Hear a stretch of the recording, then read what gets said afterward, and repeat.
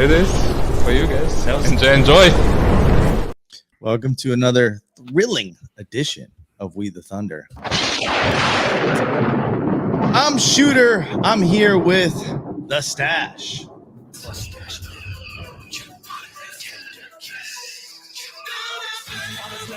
And Thomas Schooley. That's right. Your weekly Bolts show is in session with the Professor. Whoa! It's obnoxiously long bell. All right. We've got a full week of Lightning hockey, 4 games to go through.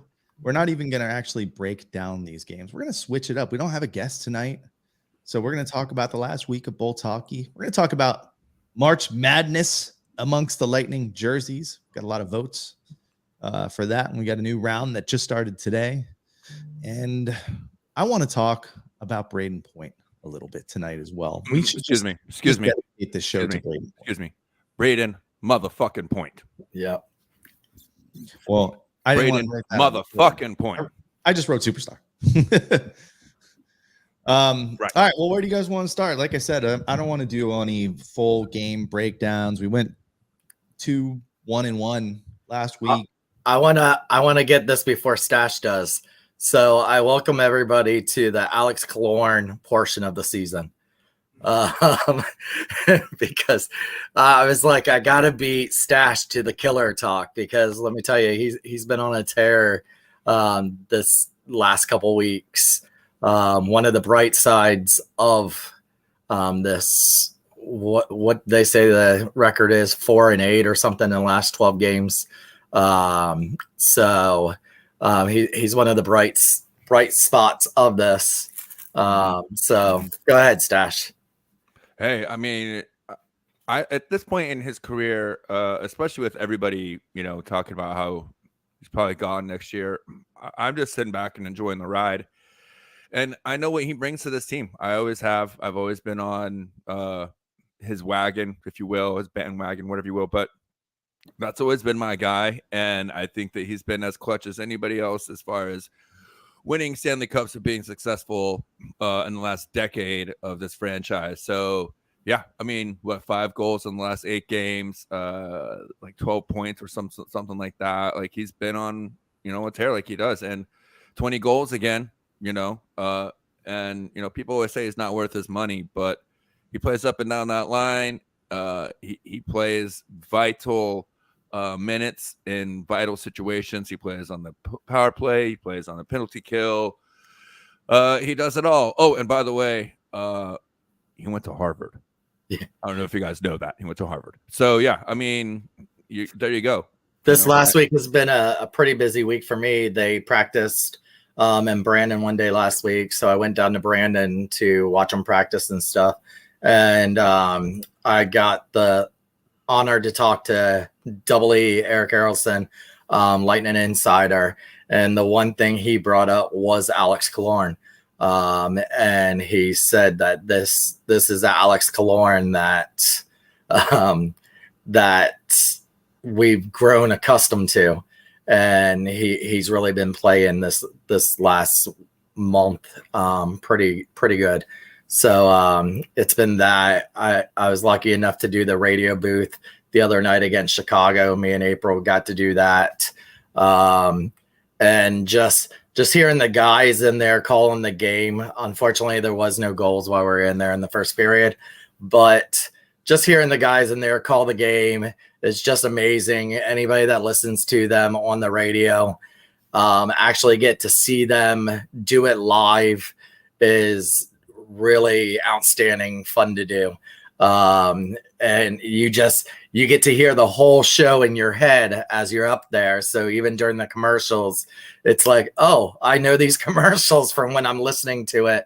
And just hearing them talk, Michigan was having a problem differentiating number 70 and number 90. And then they had a talk about Seth Jones and his brother being on the same line together, same pairing in the Chicago game. So it was a really good. Sarah Bedrell was down here with her son for his birthday. We got him up at the glass, and They threw him a puck. Maroon threw him a puck. And then after the game, he was able to get pointers autographed and Mikey Isomonts. I think you should call that the Thomas Schooley experience. Well, Yeah. See the radio booth. This is my third time doing the radio booth, and each time I brought someone who isn't a season ticket member because it is an STM experience. So that's one of the benefits of being a season ticket member. They did away with it the last couple of years. They just now brought back the meet and greets. They just now brought back the experiences, the penalty box, there's penalty box, there's the Zamboni, there's the radio booth, and then there's the seats right behind the bench. And they just brought that back. And so I always make sure I bring someone with me that is not a season ticket member and, would enjoy that experience. April listens to the radio show nonstop. So it was a no-brainer to take her. And I couldn't choose between one of you guys. So That's upset. yeah. Well, that's cool. I mean, we had a lot of good experiences this week. We were all at the game on Tuesday against Philly, so of course they won because there's now We have a new streak. There's a new streak after them losing for 2 straight years when we were there. Now we're on 2 game wins. Not bad. I know Stash had a good time with Sticks of Fire on Sunday. Yesterday, yeah. Yep, yesterday.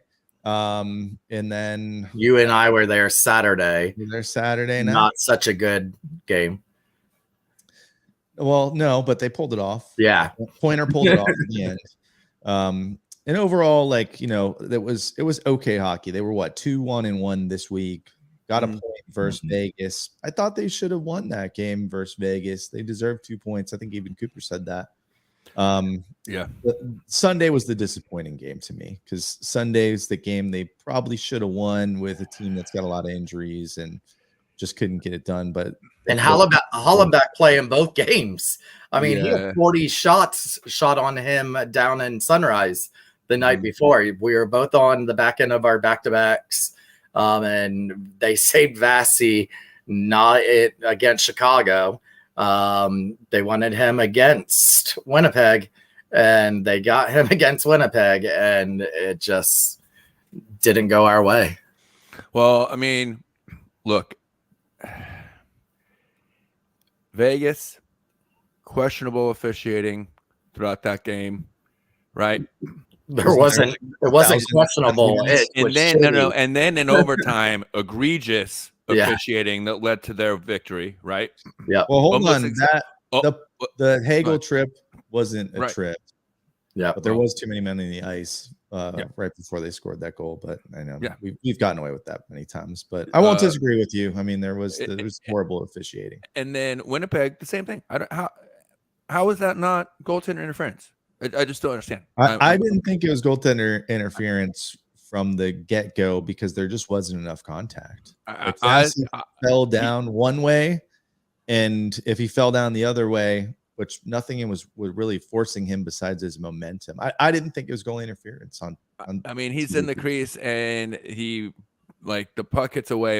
You can see Vasi is trying to make at least an attempt to get back towards the puck, and whether he makes fun, he's preventing him from playing his position in the crease. That's goaltender interference. The opposing players in the blue paint. He makes contact and prevents Vasi. Whether he has a chance to make the save or not, it's erroneous. It doesn't matter. If it's likely he's going to make the save, it doesn't matter, right? Here was the NHL's explanation. Chris Crenn tweeted it out today. In a rebound situation of where a goalie and attacking player are simultaneously attempting to play a loose puck, whether inside or outside the crease, incidental contact will be permitted, and any goal scored as a result will be allowed. The player that hit him wasn't trying to play the puck. That's my point, though. The player that played the puck wasn't the one that interfered with him. The puck was 3 feet behind him, and he prevented Vasi from trying to at least make. Whether he can make the save is irrelevant or not. The fact that he didn't have the chance to make the save or attempt to make the save, that's but it is what it is. I'm not going to sit here and cry about it. we all know how we feel. I did almost wear my Sticks of Fire shirt today. Refs, you suck. I almost did, just because, my silent protest. But really, I still think they're playing much better hockey in these last 4 games than we saw. There's a lot more energy. A lot of things we talked about with JP last week, I saw them play differently this week. There's a lot more physicality, a lot more grit. The Philly game was a really good game for us, because that's a game that you really need to win, and they were able to play well, dominate pretty much that entire game, and it got them going again on this homestand.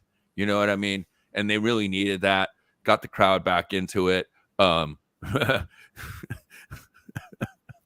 I just started laughing because there were Philly fans there that were hockey fans, and yet they were doing Eagles chants, trying to take over our arena, thinking they were Pittsburgh fans. I don't know. So what is happening? Because there was also Bears fans enforced with their Bears jerseys on. I don't understand. Because Chicago fans only has Tays and Kane jerseys, and they can't wear either of them right now. So the next best thing is to wear the Bears. I guess it the worst record in the league last year, but sure. They're sitting there chanting EAGLES, and I started chanting HOCKEY, because this is a hockey game, not a football game. You guys fucking lost, and you think you're going to come out on our party deck and start doing Philadelphia chants? You're wrong. And we shut them down really quick. Out there with the Sticks of Fire people. We shut them down real quick, and to the point where Philly fan first started mean mugging me, and I just started laughing every time I kind of looked out of the corner of my eye and saw he was kind of mugging me. I just started laughing, when you're pretend just pretend like I'll just pretend like you're saying something funny, and you start laughing even though no one's always saying. I was just doing that just to fuck with them.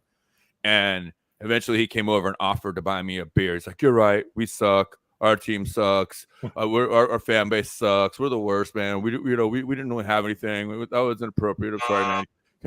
Can I just buy you a beer?" And I was like, no, I'm not going to give you the satisfaction of buying me a beer. Because of the Lightning, buy me a beer. I won't do it.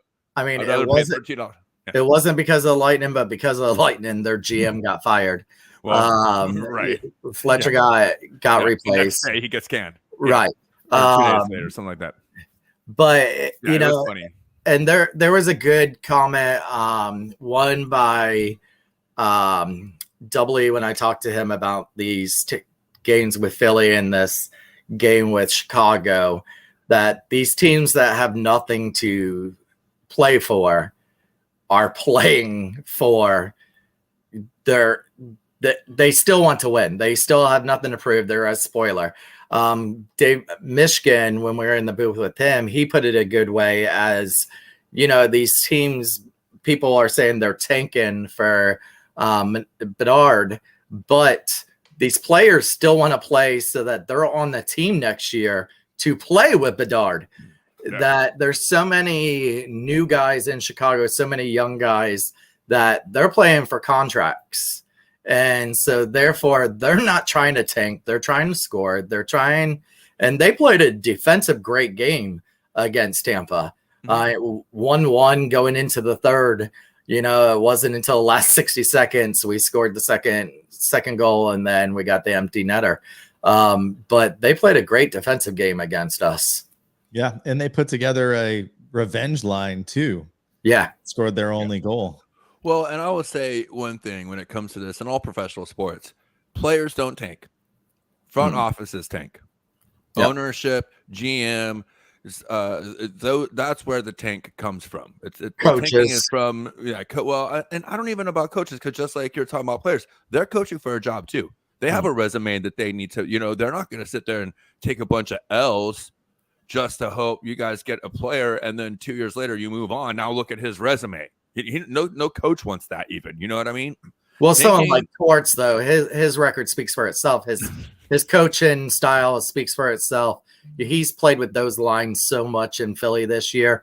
Yeah. But and that's part of the reason that Fletcher's gone, is because he brought him no help. Yep. At the beginning of the season, he brought him no help. Yep. At the trade deadline, there was a 3 deals that look like it fell through at the time limit of the trade deadline. And I think that's where Fletcher lost it. Yeah. For sure. They should have been trading like at least Van Riemsdyk, who they were talking about. At least. And they could have traded a couple other guys too. They should have traded that guy who plays defense. I won't name him, but we drafted him back in the day. He had a couple of games off recently. Yeah. It's what he got 2 games for the stick tap for the spear heard round the league. Yeah. I didn't even realize when we were there that had happened, because you couldn't really tell, like, what happened. And you still saw the video of like Corey Perry just dropping straight down. You knew something happened. The irony though of this, the irony of the Corey Perry nut check is, dude, we forget that he did this to Point just a couple of years ago. In the Lightning fans were losing their ever-living mind. Someone did this to Perry. And I'm like, Perry did the same thing to Point. Like, and I went back, because you can do keywords in like Thunderbolts and stuff like that. So I was doing keywords in some of the groups, and it came up back when it happened, and people were losing their mind there. And I'm like, hello, like, what's good for the goose? Well, that's why a lot of people didn't want him when he came in here. Like, people, that's a big reason. People were like, screw that guy. I mean, like he was always pulling that shit even against us. So, but still, D'Angelo is a goon. Corey Perry does that stuff, here and there. And you're talking about playoffs, you're talking about Stanley Cup. I mean, hey, it's a little bit of a different level. D'Angelo is just a goon. That's all he ever has been. He's a locker room cancer. He's I don't even know. I'm with April. I don't know why he's even in the NHL. Has he been on now? He's on his 5th team? Half of the league. Yeah. Well, he's been at least half the Eastern Conference teams. If you look at the comments, if you go on Twitter and look in the comments where they said they suspended him, you see fans of every team he's been on saying, so glad we got rid of him. So glad he got rid of him. Mm-hmm. This is the worst guy ever on our team. Yeah. So glad. There was not one team that said, man, I wish he was still part of our team. Exactly. Like, we let that guy get away. Remember what team drafted him, and now you know why we trade away all of our draft. Exactly. Why do we need exactly? All right. So I want like the first or second round draft pick, I think, right? First round? Yeah. First round. Yeah. First, yeah. That's why we trade. Look, we only need 5 through 5, 6, and 7, and then the supplemental. Like, that's all we need. Free agency draft after that. That's where we get all of our gems. Very rarely are we getting guys in the first or second round that really make the impact. Well, we definitely aren't this year. I want to still talk about a little bit about the Vegas game and a little bit more about the Jets game, but I want to pause here to let people know that the 3 of us are getting together to watch tomorrow's game, and we will be back right here, but all in the same room. So we've done these kind of virtual watch parties before, but we were just kind of where we are now. We usually get together, although I have with you a couple times, Stash. Yeah. But we're all going to be together at a place called the Dignitary Tea and Kava House down in South Tampa, but we'll be on YouTube. I think we're on Facebook, so you can watch the game with us. We can't broadcast the game. Some of you have been to one of these before with us, so you know kind of how it goes. We tell you where we're at in the game, and you sync up with us, and we watch the game together. I know there's a little watch party going on at Emily Arena, but why not stay at home and be in the comfort of your home and enjoy the game with us? So tune in tomorrow night, 7:00. People are overrated anyways. You know what I mean? Going out public, overrated. So we see one of our sponsors here in the chat. Why don't you do a little plug for him there, Stash? You're best at it with that new kind. Oh, geez. I think Rob has been holding it down. Let's go ahead. Go, shooter. You've been holding it down. With the Monkey Cold Coffee. Well, I already talked to Matt, and we're going to have some giveaways during intermission. In fact, I heard there's some new product, so we might be giving away some of the new product. What is it, Thomas Schooley? I'm going to scoop you both because I have one right here. You have it. I have it. It is available on the Monkey Cult website. It is a rum cake. Ooh, yeah. And we will be giving some away during intermission tomorrow. That's going to come straight from Monkey Cult themselves. I'm actually getting ready to cut this little puppy open and start eating it while we're here. I thought you were gonna save it so we could eat it together. No, I actually have one for each one of you tomorrow night also. I was gonna say, dude, this is top of school. He doesn't buy snacks by the single, okay? He buys them by the case. I met up with Matt today, and Matt from Monkey Cult Coffee, and he said, "Here, this is for you." And then when I said that I was meeting with you two tomorrow, he said, "Oh, I better give you one for them so they don't complain to me." So, yeah. And I also have a sample of the new coffee to give to you guys tomorrow. Well, I guess it's a good thing that we're doing the show from a kava house. Maybe we'll actually be able to brew some on site. Yes. So I have the new brand for you guys to try tomorrow. What brand is that? Is that the toasted coconut? It is. Oh, man. Ooh. So tomorrow you guys will be able to try that. I am about to. You guys go ahead and talk. Why this? I can tell you this rum cake is very moist. Is it moist? It's got to be. It's monkey rum cake. Yeah, no, I can't wait. So we'll do like an intermission trivia type of thing, or maybe just do a straight up giveaway for intermission. So yeah, come watch the game with us, and we'll have some fun during. Okay, I might forget yours tomorrow. I knew it. Will not be let in the Dignitary Tea and Kava House. That's right. Your access to Dignitary is going to be those damn rum cakes. If anything, just tune in to see what the heck happens. What happens? We've never all gotten together. We've never gotten together at this location either. And That's Stash has some new like lights and stuff. So this should be pretty fun. And if it is fun, we'll do it again for, I don't know, some away playoff games. A few more things. Yeah. Okay, guys, this is delicious. Go to Monkey Cult. Order it right now. Buy them because they are bottom of the screen. Boom. What is it? Off. Boom. You see it right there. WTT pod. No, that's CT. Oh, sorry. That's you got if me. You want to go to the game next week. Sorry. It's under 10. You will not be disappointed with this cake. I'm going to eat it live tomorrow, so you're going to be able to see my reaction.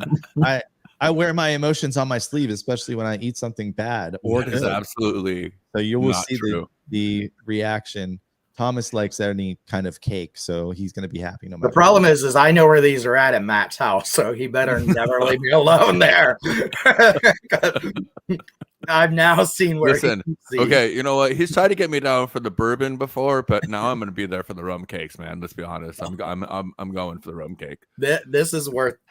Like, he messaged me 4 days ago to meet with him, and I have had a crazy week. And finally, he was like, "Hey, let's get together today." And if I would have known it was this and it was this good, I would have been there 4 days ago and then again today. I would have been like, "Oh, I already ate it. No, I need another one for the show tonight." Because it is really good. Am I gonna have to move to St. Pete just so I can be closer to Matt and no, the one that he calls instead of you? You stay there. All right. Well, come watch the game with us online. Tune in. And we got a good game against the Devils tomorrow night. First time we're playing against Andre Palat, so definitely some cool storylines to watch there. Plus, and we will have 2 to give away. The next 4 games against New Jersey here between now and our next show. 3 of the 4 games will be against New Jersey. So yeah, the next 5 games are only against 2 teams: New Jersey and Montreal. Yeah, it's which I actually like. And Michigan, yeah, exactly. You're not wrong, Matt. You're not wrong. And Michigan and Phil talked about it the other day, that how much this is good for the players. Tomorrow's game, it might be a blowout one way or the other, but it's really going to be to get to see each other. And then game 2, since it's the same team, is going to be adjustments. And then game 3 is really going to be like a playoff game. Yeah. I was going to say, it definitely gives you like a playoff mentality playing teams that frequently. Mm-hmm. And even having Montreal and like Jersey, Montreal. We already have bad enough blood with Montreal as it is, so we don't need extra, incentive. And playing them twice in 3 days, that's just gonna make it even saltier in between. And that game here at home is going to be the Hall of Fame game, right? Where Vinny and Marty's going to be here, and you're going to have 28 other former Lightning players, including Ben Bishop. Both Boyles are going to be here. So that's going to be a real high attended game and a high emotion game there. Mm-hmm. Yeah, that'll be a good game. And we'll see. This whole New Jersey series might give us a real kind of playoff preview, a little 3-game series against a team that's pretty good this season. A young team, very young, and scoring a lot of points. So let's go back to Vegas. Vegas Thursday night, we lost. We should have won this game for sure. Through 2 periods, we gave up less than 10 shots. But Vegas was just opportunistic when they got the chance to score. They put it in. I got to say, new goalie Jonathan Quick. Yeah, Quick hasn't lost since he's been on Vegas. He's 3-0. Got a point to prove, and I don't blame him. I got to give Cooch a lot of credit in this game because it was the empty net goals that came back, and he was the quarterback of those empty net goals. He had one himself that he snuck through, and then he had the pass to Point that tied the game. It was just it came up short in overtime. Again, lately in overtime, the team really has not been playing well. It's been a couple straight losses in overtime, if I remember correctly. Yeah, and they were playing really well before that. They're like 5-1. And then, like these last 3 overtime games, they just haven't been able to get it together. So, and that last one, everyone was on Vasi about that last one that just kind of trickled through. Martinez dove and poked it in. But I thought the goals they score, like most goals against Vasi, deflections, screens, 2-on-1s, breakaways. They had that early goal in that game. 23 seconds in. Yeah. Yeah, 2-on-1, basically a tap in. So no headman. No headman in that game, right? But still should have put up the win. Like I said, the Jets loss was a little bit more disappointing to me because the Jets were down some serious players. They were just back to back like we were. But Winnipeg always comes in here and plays us hard. Winnipeg always comes in here and plays us hard. Yeah, but I was talking about it yesterday. I don't know. We lose to Winnipeg a lot here. They've blown us out a lot. That was ring night. They've blown us out a lot, though. They have a tendency to either come. If they do win, it's usually like a heartbreaker, or they like. I don't know. I have bad memories of going to Winnipeg games. Let's just put it that way. All I know. I mean, I guess there was the ring game. You're right, but other than that, like they're a quick and big team. They always have been. And then this year, add Coach Bonus as their coach. Man, that's our old coach, and we have a struggle against old coaches too, unless it's the final. But I think it all came down to 1 5-on-3, and when you don't score on a 5-on-3, it seems like you always lose that freaking game. I don't know what it is about 5-on-3s, but if you don't convert, it's like the biggest momentum shift in hockey. And good luck coming back from that. And many people will see the tweets coming out over the Esposito rule. And that's what his rule is. If you don't score on an extended 5-on-3, you're not going to win the game. 9 times out of 10, you lose that game. And he's always said that. And every year it shows we always have a game or two where that happens. We have an extended 5-on-3 and we get a goose egg out of it. Yeah. All right. Well, I still want to talk about Braden Point. Braden motherfucking Point. 43 goals now. 43, career high. He's chasing 50 now. Yep. And I saw a graphic that we posted on Shooter in the Stash. Mm-hmm. Didn't even put him on the graphic. Yep. They left him off. It was basically top scorers, like the top 5 or 6. The Hart Trophy candidates. And he wasn't on the list. All came down to basically top scorers. And I mean, it was making fun of Toronto. It was making fun of Toronto fans, to be fair. That's easy. But still, Braden motherfucking Point should be second on that list right now. Period. Yeah. How is he not second on that fucking list? McDavid, number 1. Sure, absolutely. He finally hit 50 goals first time in his career, fastest to 100 points. Like, it's insane what he's doing right now. Yes, but Brandon motherfucking Point should be second on that motherfucking list. I'm sorry I'm going Samuel L. Jackson here, but that's all there is to it. It's absolutely egregious that this dude gets zero respect in the league. I mean, what has he done in the playoffs the last 3 seasons for us? Without him, the Lightning lost the Stanley Cup. With him, they beat the Colorado Avalanche in the final. I will say it. To me, that's not speculation. To me, I guarantee the Lightning win that series if Braden Point is in that series and playing those games, without a doubt. Without a doubt. If you see what he's done in the playoffs, the fact and he gets overshadowed on his own team by Victor Hedman, by Vasilevsky. That's the problem. He could have easily been the Conn Smythe winner in both of those Stanley Cup victory playoff runs. Easily. No, it could have. It's just not. It's not also him being overshadowed. We just had it just ended yesterday, but Kucherov had a 24-game home scoring, home point streak that was not anywhere on the NHL websites. They were posting everything else around there, and people kept asking in the comments, "Where's the one with Cooch? Where's the one with Cooch?" And it's always been that with Tampa. It's always been. They don't get the full recognition. I mean, until they win the cup, that's what they get, is that they won a cup. Other than that, they get nothing. Victor Hedman would have 4 Norris trophies if he played anywhere else except for Tampa Bay. Mm-hmm. Probably, yeah. Very. You want to hear some Braden Point stats? Yes, I do. Yeah, you do. Braden Point, 484 games played, 210 goals. 237 assists, 447 points. That's in 484 games. So he's pretty much almost 500 games in, a point a game player, and he seems to be getting better at scoring. I know he was pretty hot early in his career, but especially so far this year, he seems to have a lot more confidence now. Yes. But listen to this, game-winning goals. Take a guess how many game-winning goals Braden Point has. 16. 13. You guys aren't even fucking close. 27. Nope, not even close. 45. 44 game-winning goals. Holy shit.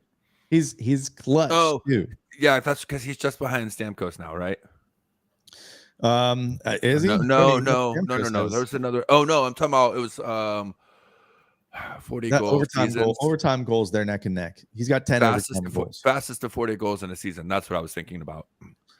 Okay. Stamkos. He became second all time to Stamkos when Stamkos. Yeah. Anyways, but so let's go to the playoffs. The first of the back-to-back, 23 games, 14 goals, 19 assists. The second back-to-back, 23 games, 14 goals, 9 assists. And then last year, as you alluded to, he only played 9 games in the playoffs. Yeah. So that crushed us. Mm-hmm. And I don't know, you still don't hear it. You hear commentators kind of bring him up when he gets the puck and give him praise, but he's just still not in that category nationally. He's not getting interviewed on NHL Network, Yeah. And he's not getting the articles written about him on TSN, And he is now tied Kucherov and LeCavier for the second most 40-goal seasons in Bolts history. Steven Stamkos leads the way with 6 of them. Vinny LeCavier, Nikita Kucherov, and Point now all have 2. Yeah. Still a little. Okay, talking about underrated. Let's talk about who's first on that list. Yeah. Steven Stamkos with 60 of that. 6 of them. 6. Yeah. Still doesn't get enough love in the league either. We talk about how this franchise just doesn't get what they deserve. We can start at the list. We can start with Braden Point, but really, it really starts with Steven Stamkos. That guy doesn't get half the credit and props and exposure he should in this league because he plays in Tampa and because he chose basically to give the entire league a big middle finger and stay here and not go to a Canadian team. And then won 2 cups. Sorry. Anyways. But yeah. And I thought this was a good stat, and it's not about Point, but this is just some more Lightning stats that is just crazy. JT Miller is ranked 217th at 5 versus 5 points. And, we've talked about how JT Miller has been a beast and everything. Nick Perbix has the same amount as him. Yeah. And it's 19. So not goals, because of course Perbix, I think, has only got his 6th goal or 7th maybe. But points, same amount of points as JT Miller. And Perbix's name isn't anywhere up there on the rookies or anything else. This guy is literally fighting his way on this team and has stayed here for the whole season. And he's just not getting no love either on this. It's the whole team, front and side and down. You haven't even seen. Look at Jano since he's came. You've seen the effect here in Tampa, but there isn't talk about him. It's and you're right. I mean, and here's the thing, dude. I'm gonna go back to one of the greatest movie lines of all time. They hate us because of anus. That's all there is to it. They're all jealous of what has happened here in the Tampa Bay fan base with the Lightning ever since Mr. Vinik came into town. He's completely changed the city. He's changed the fan base. We've talked about it ad nauseum on this show. I don't know how many times we've talked about it, but it's true, and he has. And everyone is jealous. Everyone is jealous of the fact that we're able to bring in the superstars that we have, maintain the talent that we have, build the way we have the fan base that we have the experience that we have the success that we have the sustained, not just success on the ice, but off the ice as a franchise and growth as a franchise. No other team in the NHL is growing at the rate that the Lightning are right now as a team, as a franchise, as a fan base. None of them.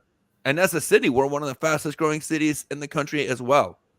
In a lot of different ways. A lot of people don't like it, but the fact is that we are absolutely becoming one of the bigger cities in America. Look at Water Street. Water Street shows you that. This whole development from Mr. Vinik down there at Water Street. Yep. I mean, those places, as soon as they're built, they're getting sold out. Yep. I mean, it's going to be a real skyline. It's a far cry from when Trump tried to come down here and make an impact, right? It's a far cry from that. It's a far cry from even when we won the Stanley Cup in 2004. I mean, we actually have a skyline from across the bay. Right. When you're coming from anywhere in the direction, you're like, oh, that's got to be downtown. I've been hearing lots of people talk about how it's so big down there, how it's so changed, and it's just going to get bigger and bigger. Just one problem with Mr. Vinik's plan. No parking. Well, there's no parking, and all those streets are one way. Like, they should have made the roads bigger. They're already full. I don't know if you know, Channel Side is 2 ways now. You just can't tell it because it's always blocked off for the game. But it is 2 ways now. There was a question I wanted to ask you guys on this homestand.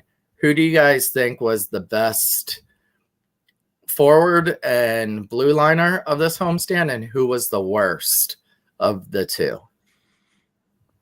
Because we see they've been sitting belly. Originally it came out that he was day-to-day, but now odd man out. Right now it just seems like he's the odd man out. And then we saw the possible injury to Stamkos that everybody was wondering whether or not he was going to end up playing yesterday. And listen, I'm going to tell you right now, it's a guy that had the same meniscus injury that he had, not the same knee, but him and I had the same meniscus injury. When he stood up that way awkwardly and then couldn't, and then started like trying to straighten his knee out, that's exactly what it feels like whenever you have a meniscus injury. It feels like you can't. It almost feels like that joint is kind of dislocated and you can't fully extend it, and you're trying to like get it back in line so you can like fully extend it. And I honestly thought that it was like he re-aggravated it and he was going to miss at least a couple weeks of like, because when you do that, it gets like very inflamed, and you don't necessarily need surgery right away. Eventually you need surgery like when you like rupture your meniscus like that. But once it happens once, it's will be easier to do it in the future, even after. And I mean, if you have a good surgeon, like the guy that did my knee, is a very, very good, renowned sports doctor in the area. So, but like, you know, it can happen again. But like, I was worried. I was very worried that he was going to at least miss a couple weeks and then have to play through some pain in the playoffs and then probably have another surgery. Well, Who knows? He might, but the fact that he played last night, I was astonished. We had the chat for the Thunder Pod listeners, and it was debating in there yesterday, and Eric Erelson and some of the other reporters had came out earlier in the day because there was no practice, because there was a back-to-back, and of course no update. So everybody figured, you know, Coop had said the night before that he was going to be fine, that they just held him out for the rest of the game. But everybody was like, oh, they're going to keep him out on Sunday too, because of just a lot of games coming up. I would have. Then Eric Erelson was the first one to tweet out, Stammer just jogged past me and is joining them for the soccer pre-warm-up games. So it looks like he plays tonight.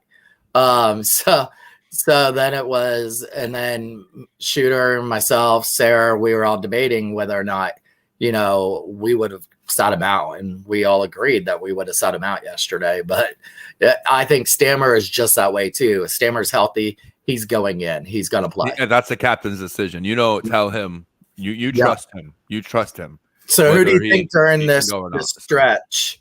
Because there was one blue line that I thought really played good, a blue line that I thought kind of sucked during this time, and then I thought there were a couple of forwards that I really liked, and that one that I didn't like. Well, you kind of scooped me on this, because I definitely think that Killorn is probably our best forward during the homestand. He was the most consistent. You saw him playing his kind of game and just feeling it. But I'm really liking the way Isama and Jeannot are fitting into this team on multiple levels. I know Isama is a little bit more of a physical, like, pest kind of guy, and they're relating him to Yanni Gourde. But as a skater and the way he moves on the ice, he reminds me of kind of like a Marty St. Louis. Like, every time, like, I don't know what it is about him, but there's something that I'm like, oh, he's my forward. But he's, you know, he was my forward of this homestand, who I thought he's even without really scoring, well. I thought he was the player to watch this. Still looking for his first point, but he's fit in really well. Yeah. And Jeannot, but I still think that, you know, Alex Killorn led the way with that forward core this week. My blue line guy, excuse me, it's Nick Perbix right now. That guy has just come back the last few weeks, and he's just been so steady, so reliable. He's making the right plays when he's entering the zone. He's learning and making the right plays at the blue line. And I think Sergachev is going through another slump again. Personally, I think he's always streaky, and I think right now he's struggling a little bit. See, I thought Sergachev was the best D-man this. I mean, he had one of the best games of this season that I can remember against Chicago. He ended up with 2 assists on that. And Hedman was out. When Hedman was out those 2 games, I really thought he stepped up during this homestand, and I really thought he had impressed a lot during this last couple. I thought Chernak took a step back. His name wasn't really said too much this week at the homestand. Yesterday he played pretty bad. Chicago, he didn't really outstand anything. And I think for me and forwards, that I think Isimont was the player for me for this week of home. It was really good seeing him a lot. He was always over the ice. We saw in a couple of those scraps that he went right in after the guys, being such a little guy. And for me, the forward that I didn't think was all that great this week was Maroon.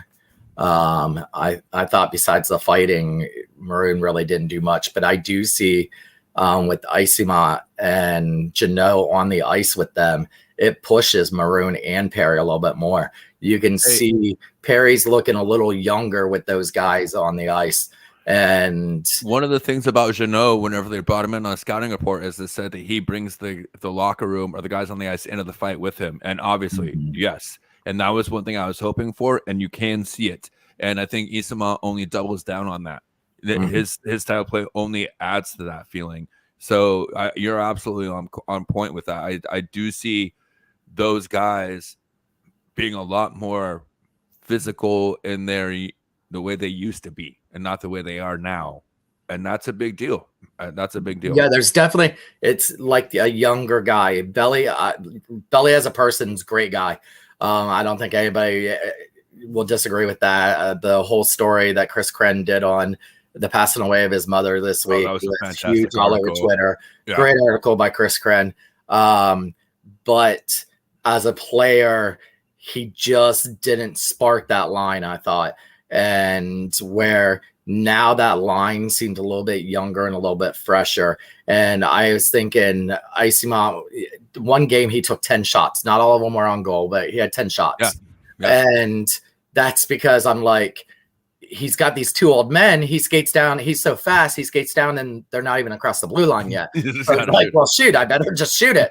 But you see Perry now speeding up. You see Maroon getting down there. Now they're catching up to him rather than, I thought Belly and them were all the same speed, which was kind of slothish.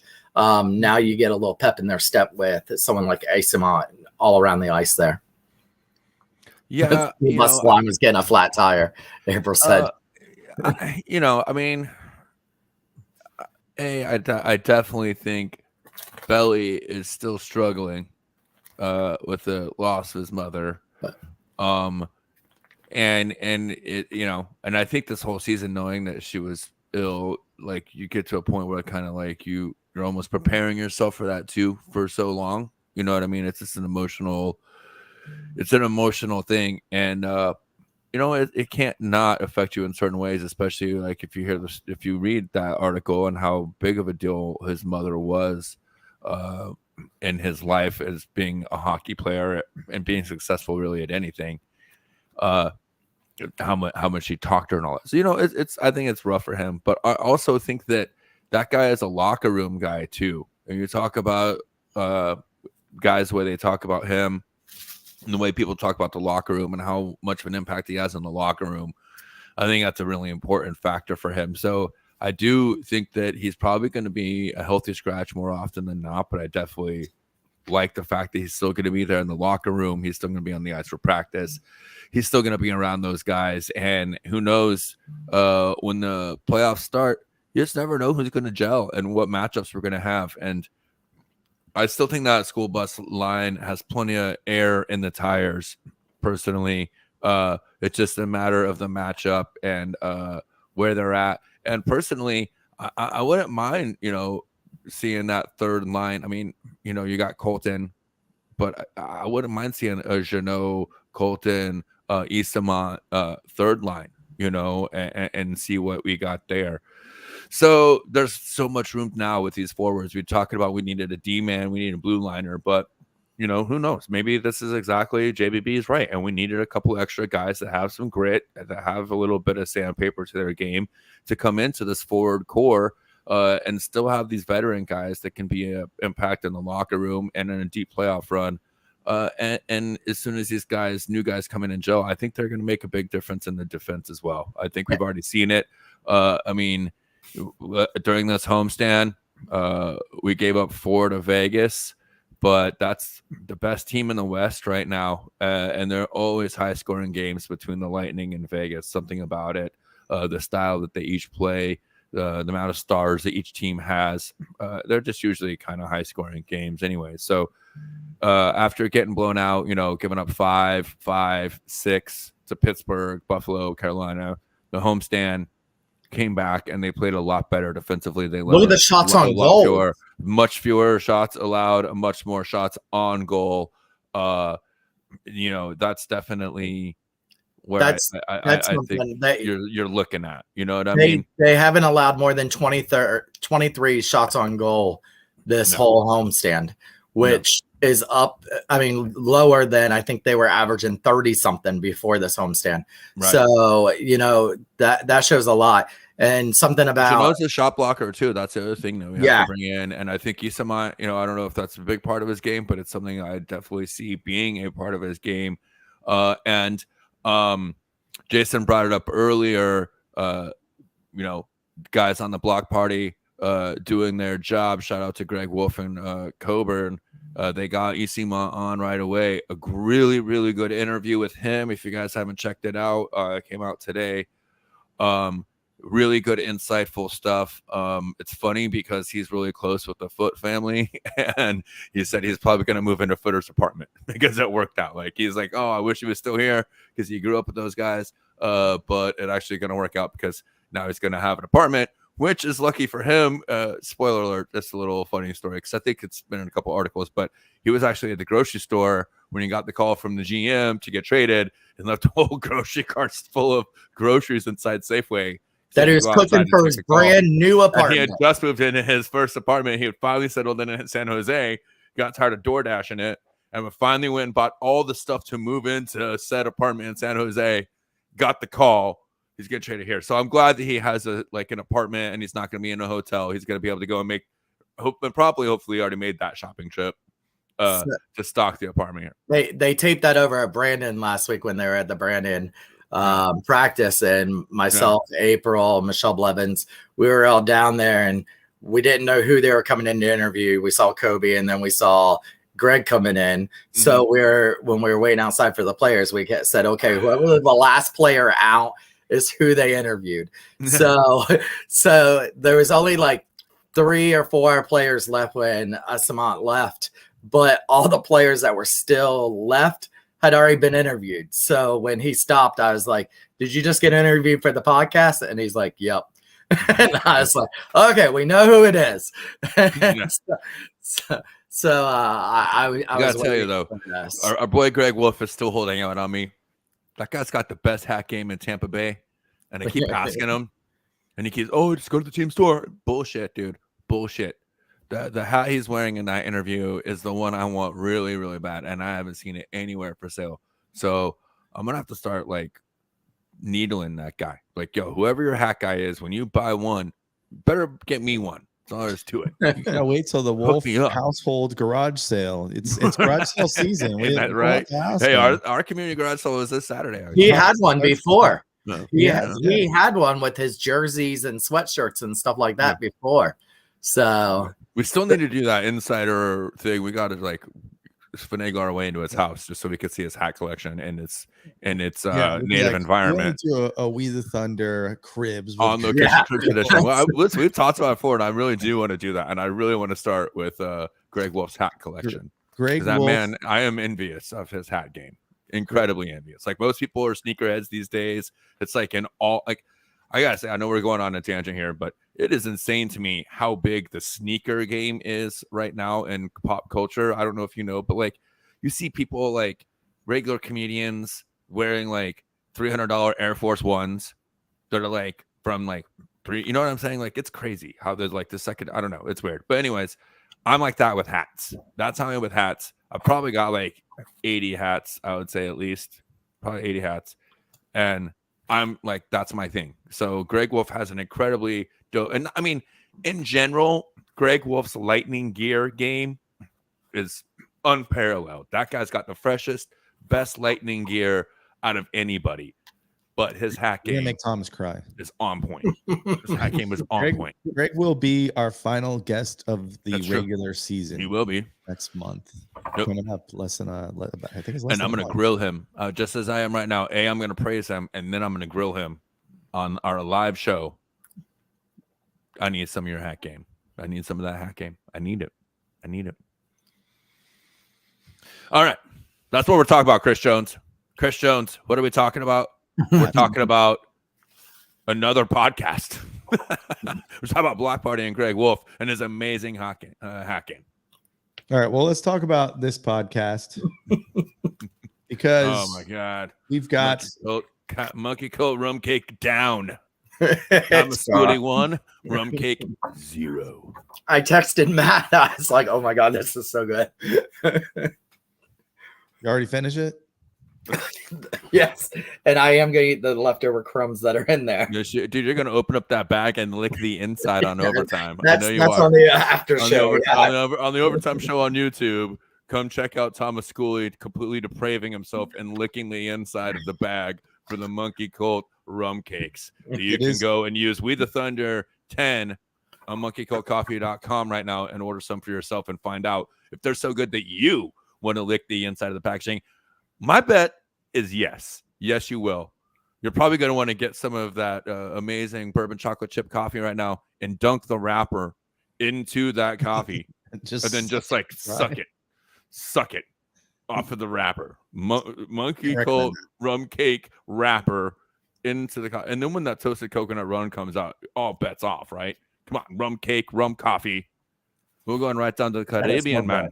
Right down the Caribbean, man. I don't know what accent that is. I just made it up for that. It's probably not appropriate, but that's what I do. All right. Shooter is so happy about his game. Let's talk about jerseys. Segue into jerseys, everybody. Jersey. Yep. Forget basketball. College basketball brackets are boring. Yeah. Let's talk about that. Tampa Bay Lightning sweater brackets. That's what March is about. Never heard of. Like, let's talk about jerseys, right? Hold on, though. Real fun fact, though. Fun fact. One of my high school friends, her daughter goes to Drake University, and she's a cheerleader for Drake. And it's the first time in years and years and years that both the men's team and the women's team qualified for the national tournament. So she is actually going to be traveling and going to like cheer for. So I just think that's a really cool one to talk about the schools that you don't know. If you want to cheer for one of those random schools, Drake Bulldogs, put them on your list, cheer for them. I don't know what you're talking about because Drake is a rapper. One and done, kind of like Seth Kushner. Oh, let's see. Go ahead. No, that's not one and done, bro. That's like 1 million and done. Oh, sorry. Damn it. Stop. All right. We've got round 2 coming up. You can see you've got the round 1 winners here. The original Storm jersey beat out the 2000 comic book jersey. The reverse retro 1 beat the reverse retro 2. Oh, that one. Oh no, it was the Nashville one that was a slaughter. Stadium series was a blowout. That one is now in the second round. And then the one that was like 50-50 the entire time was the one in the bottom right-hand corner. Mm-hmm. The Bolts, the alternates, the black versus the blue. The blue pulled it off, I think, like 1 percentage point. So I like those old blue ones. There's your matchups for this week. So the voting's open now. I'll put the links in the chat and in the podcast description. Give them the link. And you can get voting. There's your matchups. Original black versus the Bolts third jersey with the blue. That's a tough one. Got the current away jersey. Someone did point out that it does not have Tampa Bay anymore. So this one's actually a little bit older. Same iteration though. First Stadium Series is going to be a tight one, I think. No, I don't think so. No, Stadium Series blows that out. I think Stadium Series is coming for the crown. Original Retro 1, I think, kills this one. Yeah, original white versus reverse retro. You've got the home jersey versus the Storm jersey. Home. And that's it. So go vote. By the end of the month, we will have figured out the best Lightning jersey. Thanks to your votes. We had over I think we had about 1,000 votes. So that was pretty good. Woo! All so right. Get on that Twitter. Get on that Twitter. Get on the Twitterverse. Yeah, Twitter's been popping. Popping and locking on the Twitter bus. I made kind of a little controversial post the other day. Did you say that you prefer white bread to wheat bread? No, that's the kind of controversy I expect out of you. I said, when did Tampa get all these puck bunnies? Oh yeah. Where have you been? No, it's been bad. It's everybody's in their feels this week about this. So it's hi CJ. It's been nice this past couple of days, but it's when I went down to Brandon, Thomas, dude, when I went down to Brandon, and when there was a couple things I'd seen at Brandon, a couple things I'd seen at the arena, and down at the Glass, one girl said Colton was no longer her favorite because he wouldn't give her the time of day. And I'm like, really? Like, that's how we pick about Tyler Johnson in the hot tub. I mean, do you think that this is like new in Tampa? It's Have you never no, been to because South I Tampa? was there Have you when been to Tyler Johnson had to down get a Howard Avenue? Tyler Johnson had to get a girl actually get a trespass on her because she followed him home from the Right. back parking lot. Yeah. But and a couple years ago, we had this girl that had she would cut her fake eyelashes in half and stick them half here and half here. And her mom was trying to pimp her out to the players, and she was giving the players pucks to sign, and underneath each one was a note to them with her phone number and her Instagram and everything. And she would tell them to keep the paper. Yeah. And This is what I mean. Sorelli, Exactly. Sorelli You're and playing it wrong. but this has been worse though this last year. I don't know, man. I've been going down there for 20 some odd years, and there's always been that group of chicks who thinks that it's like reverse stripper syndrome, right? It's like the dudes that go to the strip club that think that the strippers are falling in love for them. Dude, it's the same thing. And they've been there since 2004 or 2002 when I first started going down there. Because trust me, I was that young and I was trying to get with the little hockey bunnies and they wouldn't give me the time of the day because they were trying to get time of day from the players. So But I don't think it's how the fan has grown since we won the Stanley Cups. So has the interaction with the players. Well, that's true. That's true. It's a different league now. Right. And it's more league wide now. I mean, you see the signs at some of these games. Yeah. The best one is the Tyler Sagan. No, the Tyler Sagan one's the best one, right? No, is it Tyler? Yeah, it was Tyler Sagan. So we took your dick in high school. Yeah. So I mean, but this last couple years, I mean, I think you're just getting old. I think that's what it is. I think it could be. I'm just an old crotchety man now. You're just getting old crotchety. Fuck these fans. There's other things I can say, but I don't want to call. You can't. You don't want stash sitting in your seats anymore. They would know who they are if I explain some of the things. And other people would know who they are. But some are just creepers with these players. And really think that they are going to break these. And something that was said in one of the replies was, these are the same girls that hate Ian Cole for cheating on his. And here they are trying to, right. Yeah. Well, no, the grooming thing, they hate the cheating. Oh, the misogyny or whatever else. Yeah. Because he did cheat with that reporter. So, that's true. They have no problem trying to get these guys to cheat or leave their I honestly thought Stash was gonna say the thing I like about the Puck Bunnies is I keep getting older and they stay the same age. All right. Hold on, what was that, Stash? That's a very good point. I know. All right, let's do it up with the challenge and then let's hit up overtime. Last week, something that's only happened, I think, one other time happened. Nobody got a point. Somehow we missed on first goal versus Flyers. Killer had a bunch of first goals this week. Score versus Vegas, we lost that one, so we all missed it. I didn't say 4-3. That was the other way.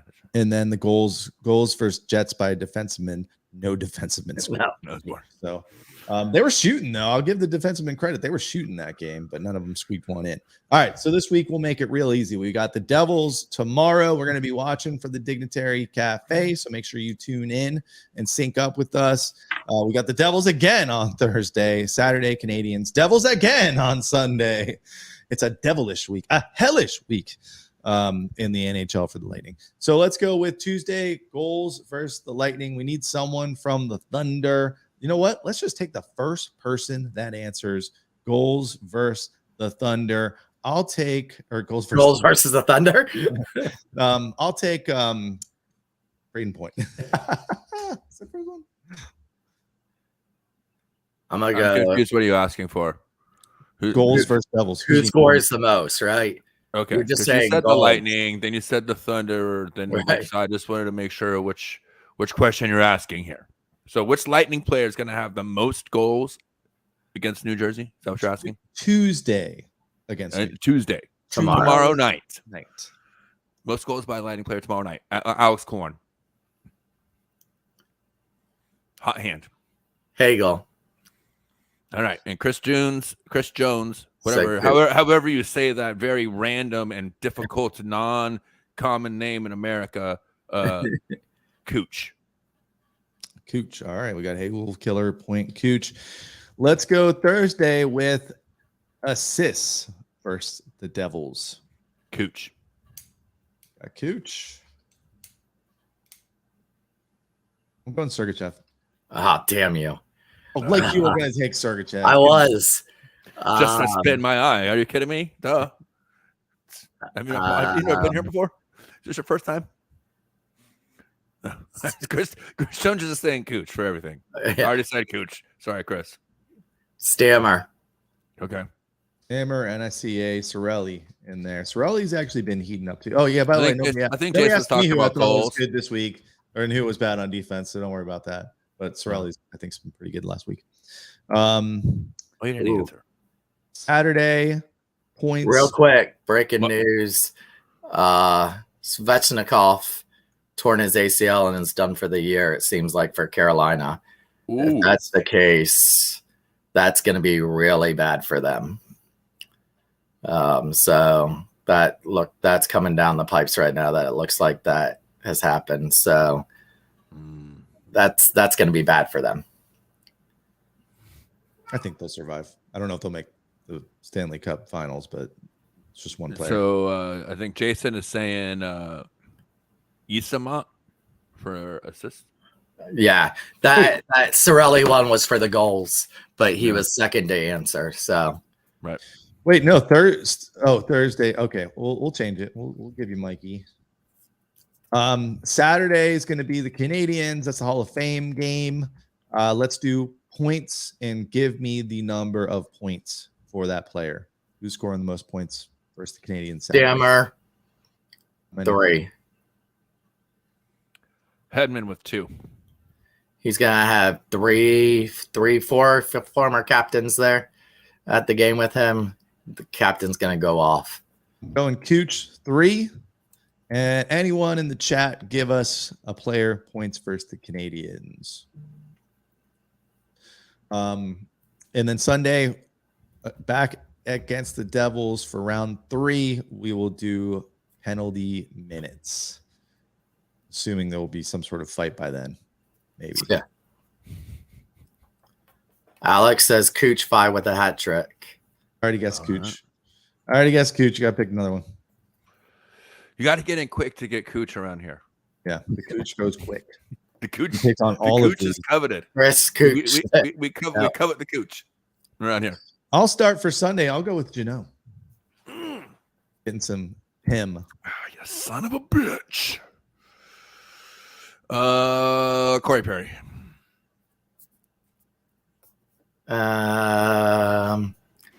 Do I go maroon or do I go with Cole, Mr. Penalty Ian Cole? The two go-tos that are left. Let's go, Ian Cole. I'm going to say right now, though, he's one of the guys I thought played a lot better. Actually, I thought he was second only behind Sergachev. I thought Sergachev was second. Perfect. Yeah, he was second behind Perfect to me. So there you go. Yeah. Okay. Alex is saying point with a hat trick. So I'm going to put Montreal, right? Yeah, for Montreal. Yeah. All right. We need a penalty guy. Penalty leader. Penalty minutes leader. For Sunday the 19th against the Maroon Devils. Still available. What else we got to wrap up the show? We didn't really talk about it too much, but yesterday it was very fun. I want to give a shout out to Sticks of Fire, anyone that's still around. They were very accommodating. The little barbecue cook-off, if you will, between me and Rob Lewis, their main cook man and bartender guy, all around amazing dude. I got edged out just a little bit, but I was, a home field advantage for them. So I represented well, but it was a really good time. We'll be looking forward to doing something else with them here into season and the playoffs. Probably put out there a little bit more, but we raised a little bit of money for Autism Speaks for their charity. And it was a really good time. And And I look forward to doing more stuff with Sticks of Fire, because that's just a really good group of people. And that charity is very dear to Ralph too. And Rock Christine, they have their son, their child, son is autistic as well, so it means a lot to them. Their family are just amazing people. They've gone through a lot, and for them to still be as caring and loving and vivacious and just energetic as they are, it's very inspiring. It's very good people to be around. They're all very happy. They're all very knowledgeable. They're all very passionate. It's just a good group of fans to be around for hockey events. And there you go. It was a good time. So look forward for that in the future. And if you guys don't know, I'm a badass barbecue mofo. So if you ever get a chance to eat my food, you better show up. I'm just letting you know. Shooter, nobody's answering. Give them Cole, give the Thunder Cole, and give me Maroon. There you go. All right. Gracious host, Thomas Schooley. Because Jason mentioned Maroon a couple times. I mean, Cole. Well, tried to. He mentioned Coke. Coke. Yeah, Coke a couple times. I mean, this is Tampa. What do you get? What do you get? It's Tampa. You never know. You never know. Was Bugsy back? Bugsy's going to be back, I think, actually. He is, on the 18th. Yes. Speaking of Coke. Hide your Coke, guys. Hide your Coke. Hide your wabs. Dave Dingan's going to be back. Yeah. Hide your Coke. Hide your wabs. Oh, man. All right. I think the show's gone. Speaking of rails, the show's gone off of them. Yeah. Oh, come on. That was fucking good. You guys are. That happened at about episode 31. Also, Jason knows everyone needs more of my meat. It's very true. It's very true. It's very popular, my meat. There's just not enough to go around, though. It's a big hit with the people. I'm incredible. If you know me, you know my meat is huge. It's huge with all the people. They come around. They talk huge. About it. Spread the word for miles. It's huge. It's a big thing. All right, let's wrap this up. We'll be on the OT for a little bit on YouTube. On the YouTube, so check us out over there. We really let our hair down over there, so go flip over there if you can. If you listen to the podcast, you can go check them out on YouTube. But it's always more fun live. So come hang out with us then. Until next Monday, we will be back next Monday with a guest. We got Tyler Moss from USF Hockey actually coming to talk hockey with us. Should be pretty fun to have a different guest on. But until then, this has been We the Thunder. Don't forget to be the Thunder. That's it.